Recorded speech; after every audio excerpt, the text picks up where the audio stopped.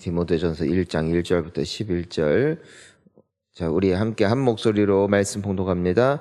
우리 구주 하나님과 우리의 소망이신 그리스도 예수의 명령을 따라 그리스도 예수의 사도된 바울은 믿음 안에서 참 아들 된 디모데에게 편지하노니, 하나님 아버지와 그리스도 예수 우리 주께로부터 은혜와 긍휼과 평강이 내게 있을지어다.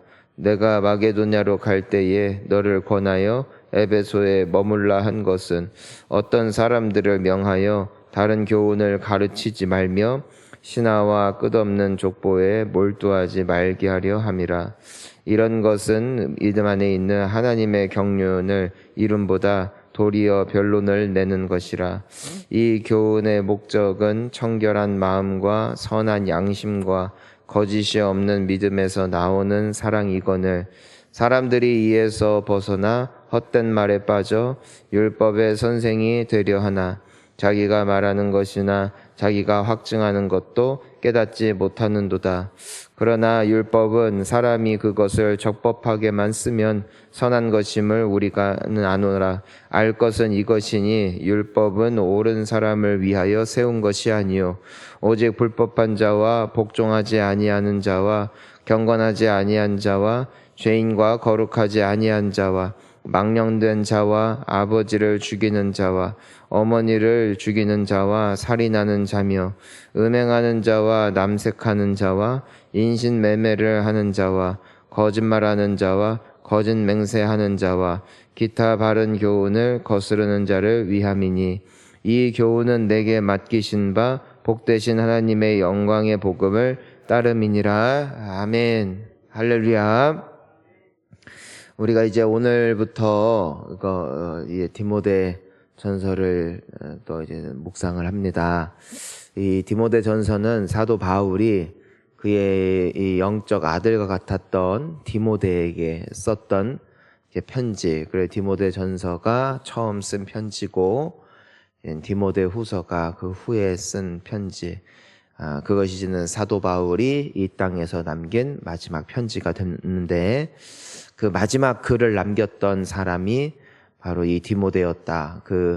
우리가 보통 에베소서, 고린도전후서, 로마서, 갈라디아서 다 특징이 있어요. 그것은 바로 수신인이 한 개인이 아니라 교회였다. 그래서 다 그 교회에 있는 지역들의 이름을 따서 저희들이 그 서신서의 이름을 이렇게 붙여서 읽고 있는데, 이 디모데 전서 후서는 지역 이름이 아니라, 교회 이름이 아니라 개인이었다는 것. 결국 우리가 기억할 수 있는 것이 무엇입니까? 마지막에 남는 건 결국 사람이다. 그러니까 우리가 어떤 한 교회에 헌신도 하고 또 우리가 한 지역에 머물러 살기도 하지만 떠나면 끝이에요. 떠나면 다 끝이고, 또 아무리 건물을 새롭게 짓고 또 한때 그 지역에 살았다 할지라도 때 되면 다 떠나요. 때 되면 다 떠나고 또 다 변하지만 그 마지막까지 남는 건 결국 나의 곁에 둔 소중한 사람들. 그러니까 이 바울 역시도 마지막에 그가 편지를 썼던 대상이 그의 영적 그 아들, 영적 제자였던 것을 보면은 우리에게 하나님께서 주신 그 만남의 복을 우리가 정말 소중하게 지키고 또 우리가 아름답게 만들어 가야 됨을 생각해 볼 수가 있습니다. 오늘 우리 함께 그 1절 말씀을 한번 보면은 우리가 잘 알다시피 바울이 사도가 되었죠. 이 사도라는 이 위치가 참 신비로운 거예요. 하나님의 복음을 전하기도 하고 하나님의 말씀을 대언하기도 하고 목회자이기도 하고 교사이기도 한 참 복잡미묘한, 또 하나님께서 이 시대 때 특별하게 사용하셨던 직분일진데, 이 바울이 왜 사도가 되었는가? 여러분은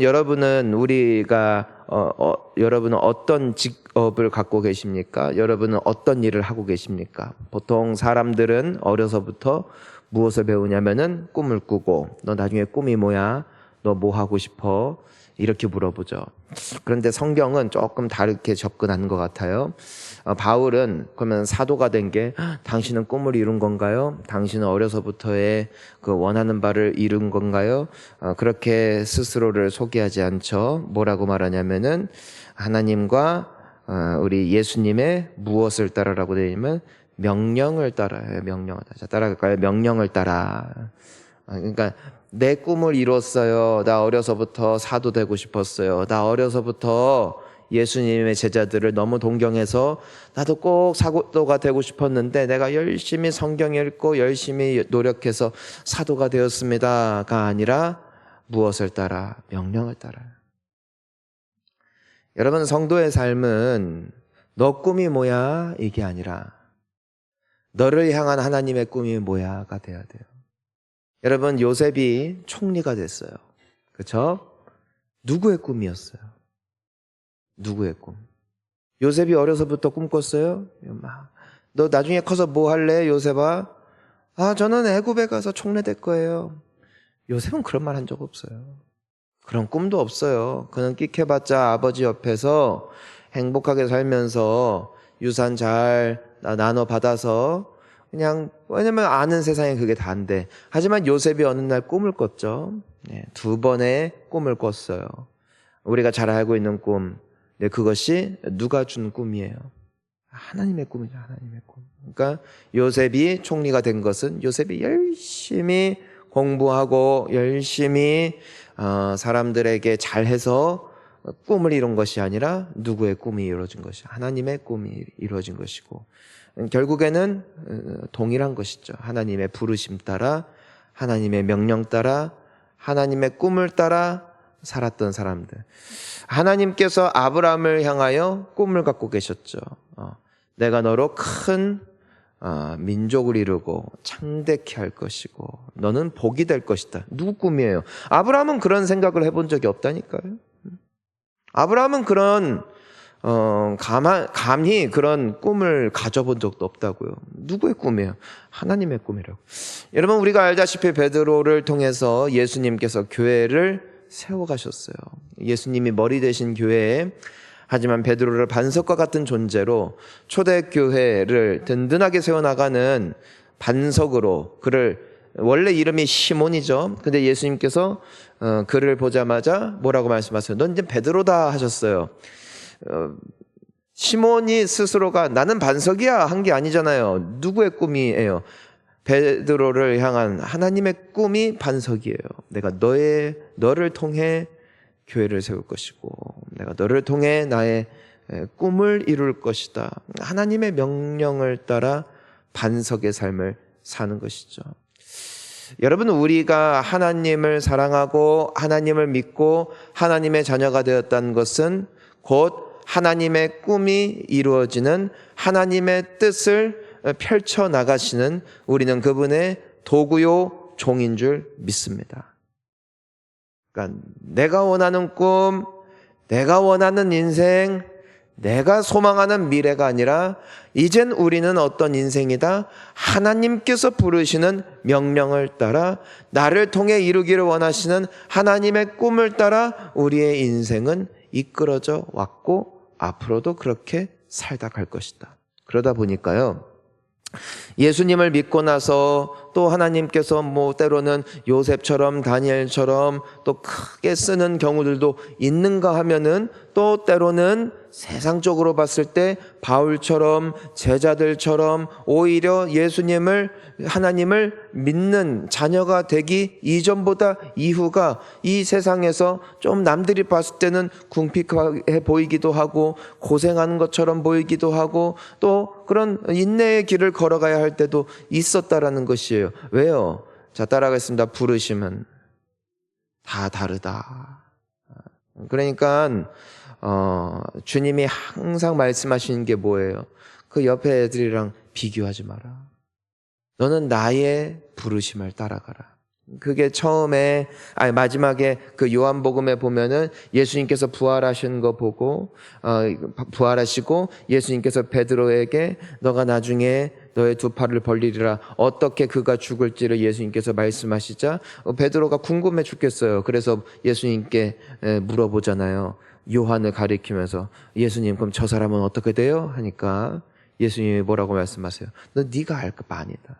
네 신경 쓸 거 아니다. 넌 네 길을 가라 하고 얘는 얘 길을 가는 것이고 또 얘는 얘 길을 가는 것이고 각자를 향한 부르심이 다 다른데 보통 우리는 뭐 하는 거예요? 왜 저 사람은 하나님이 이뻐하셔? 왜 하나님이 내 길은 안 열어주셔? 아니에요. 우리에게 또 그 길을 주시는 거예요. 때로는 부요한 사람으로서 그 인생을 쓰세요. 그 사람이 잘나서가 아니에요. 하나님이 그 사람을 그 모습으로 쓰는 거예요. 여러분 때로는 우리가요 예수님 잘 믿어도요 의외로 경제적으로 안 풀릴 때도 있어요. 나는 그렇게 기도해도요 사업적으로 성공하지 못한 인생을 살 수도 있어요. 하지만 그 위치가 있기 때문에 또한 그 위치에서 그 모습으로 하나님께서 행하실 일들이 있더라고요. 어떤 사람은 건강하게 쓰세요.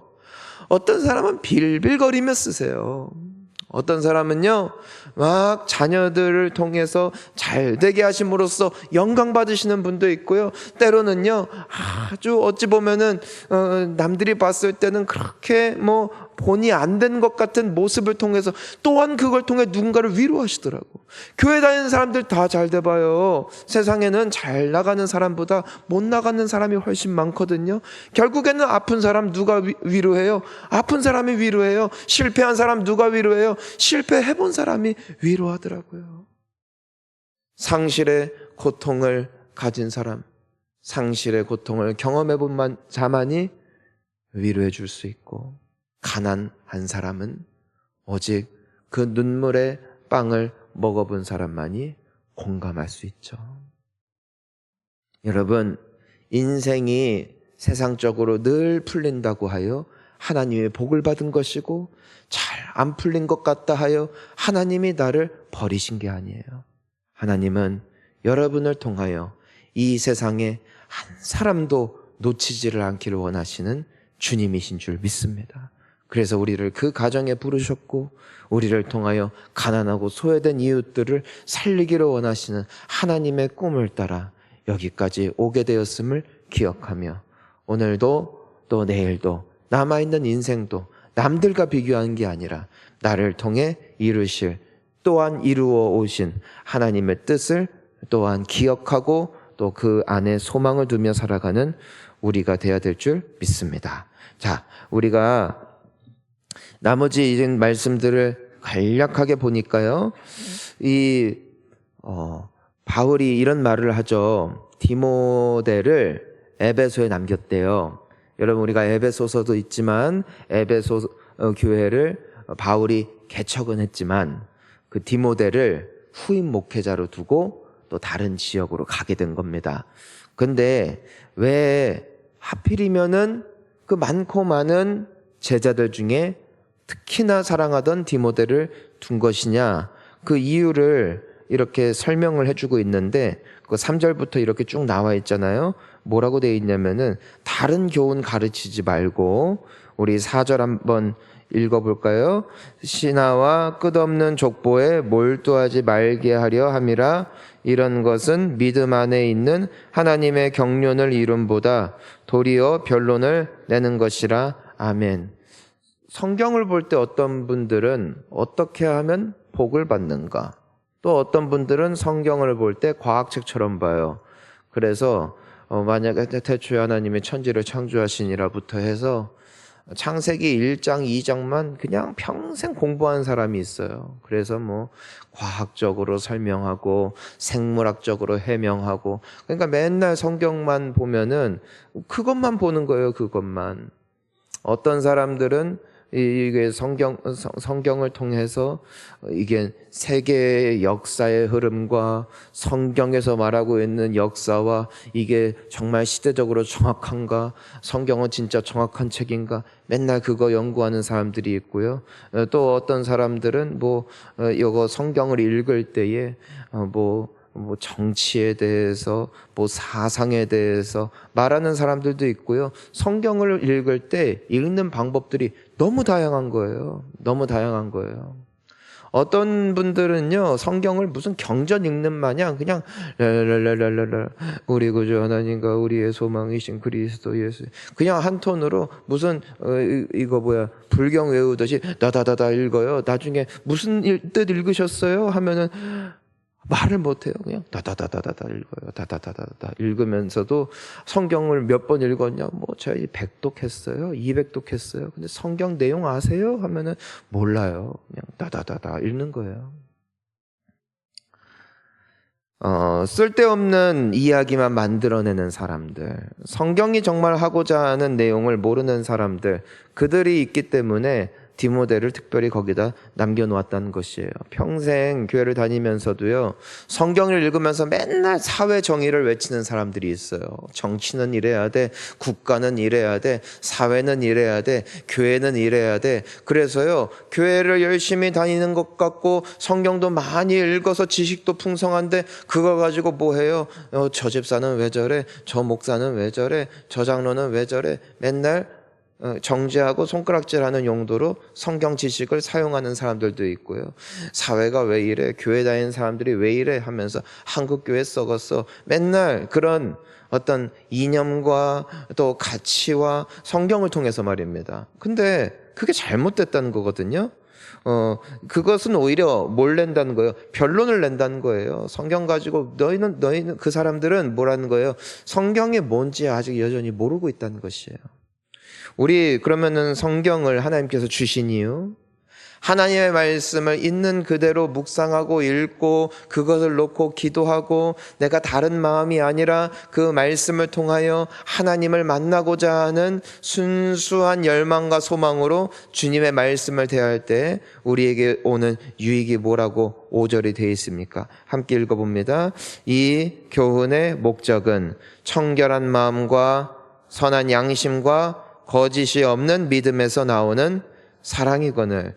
여러분, 그러니까 하나님께서 말씀을 우리에게 주신 목적, 왜 성경을 읽으라고 하세요? 왜 말씀을 들으라고 하세요? 왜 말씀을 묵상하라고 하세요? 그저 우리에게 그냥 종교인되라, 좋은 종교인되라, 그것이 아니라 주님의 말씀을 읽고 묵상하고 그것을 어떤 목적이나 다른 사상을 가지고가 아니라 그대로 하나님의 말씀을 흡수하면은 그것이 우리에게 청결한 마음, 선한 양심, 거짓 없는 믿음에서 나오는 사랑의 열매가 맺혀진다라는 것이에요. 교회가 왜 목사가 존재합니까? 목회자가 존재하는 이유는 다른 것이 아니라 우리 성도님들이 하나의 말씀을 읽을 때 그 말씀이 정말 말씀하는 바와 그 말씀의 의미가 무엇인지를 잘 설명하기 위해서 하나님께서 세우신 말씀의 종들이 바로 목회자들인 것이에요. 뭐 목회자가 뭐 천사이고 뭐 남들보다 뭐 엄청나게 막 우월하고 하나님께서 막 남들보다 너무너무 사랑하셔서 특별히 사랑하면 목회자, 별로 안 사랑하면 평신도, 그런 하나님이 아니라 그런 역할이라고요. 그만큼 말씀이 중요한 거예요. 왜요? 말씀 안에 이 아름다운 열매와 선물이 있기 때문이죠. 사랑하는 성도님 여러분, 말씀을 사랑하는 우리가 될 수 있으면 좋겠습니다. 주님의 말씀을 가까이 하고, 그리고 만약에 내가 성경도 읽는데 내가 성경 읽을수록 남들이 더 밉고 교회를 다닐수록 사회가 더 싫고 그렇다면은요, 여러분 정말 주님의 향한 그 말씀의 눈이 활짝 열려야 돼요. 활짝 열려야 돼요. 그래서 우리 마지막으로 6절과 7절 봅시다. 사람들이 이에서 벗어나 헛된 말에 빠져 율법의 선생이 되려 하나 자기가 말하는 것이나 자기가 확증하는 것도 깨닫지 못하는도다. 뭐 성경에 대해서 많이 알아도 변화가 없는 거예요. 변화가 쓸데없는 거예요. 자, 한번 따라하겠습니다. 하나님 중심, 예수님 중심, 성령님 중심. 그 중심으로 읽을 때 하나님의 말씀이 열립니다. 내가 하나님의 말씀을 파헤치려 하고, 내가 하나님의 말씀을 재단하려고 하고, 내가 하나님의 말씀을 내 마음대로 해석하려고 하고, 아니에요. 우리 주님께서 열어주셔야 되고, 우리 주님이 중심 되시는 말씀임을 기억하며 그 말씀 앞에 순종하며 그런 마음으로 서게 되어질 때 주님의 말씀은 우리에게 거룩한 능력이 되어 우리의 인생도 복이 되어질 줄 믿습니다. 오늘 말씀을 기억하면서 우리 주님 앞에 더욱더 겸손하고 사랑으로 충만한, 그리고 나의 꿈과 나의 뜻을 이루는 세속적인 옛 인생의 방향이 아니라 주님 나를 부르신 그곳에서 내가 주님의 영광을 위해서 살게 해달라는 거룩한 목표의식을 가지고 오늘 하루도 승리하는 우리 모두가 될 수 있기를 축복합니다. 우리 함께 기도하시겠습니다.